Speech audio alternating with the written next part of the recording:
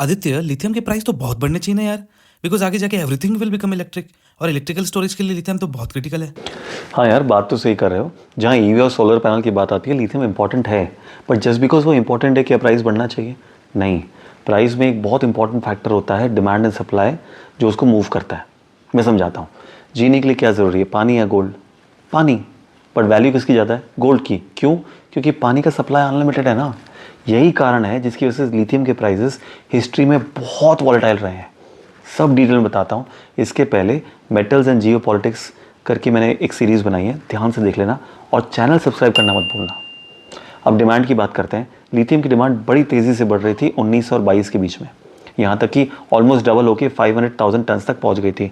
अब प्रोड्यूसर्स और माइनर्स को ये लगा कि यार ये तो और बढ़ेगी ही बढ़ेगी। उन्होंने उसको होल्ड करना चालू कर दिया। Because they holded lithium, price में स्पर्ट आ गया। $7,000 पर टन से वो $60,000 पर टन पे चला गया। पर यहीं पे एक ट्विस्ट आया, which is the supply side. अभी तक जो लिथियम सप्लाई हो रहा था वो ब्राइन लिथियम था, which is extracted from salt water. But यहाँ पे एक नया प्लेयर आया जिसने हार्ड रॉक से लिथियम एक्सट्रैक्ट करके सप्लाई करना चालू कर दिया, ऑस्ट्रेलिया ने। और इसका मतलब यह है उसने माइनिंग करना चालू कर दिया।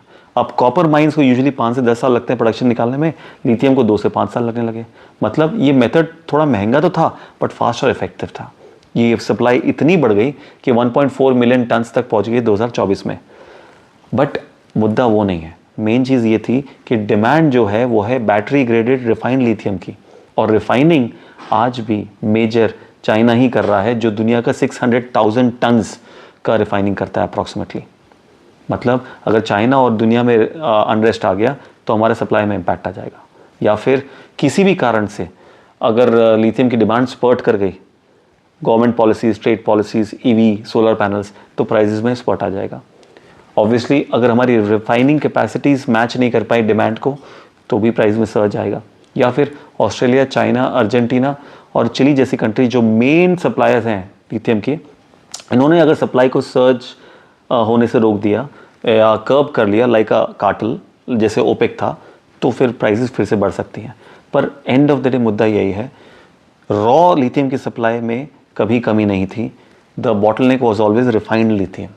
अब इंडियन इन्वेस्टर्स को अगर इन्वेस्ट करना है, ऑब्वियसली रिफाइनिंग और माइनिंग में तो इंडियन कंपनीज लिस्टेड है नहीं, बट हाँ लिथियम रिलेटेड प्रोडक्ट्स में इंडियन कंपनीज हैं, म्यूचुअल फंड्स हैं जो लिथियम रिलेटेड प्रोडक्ट्स में इन्वेस्ट करते हैं।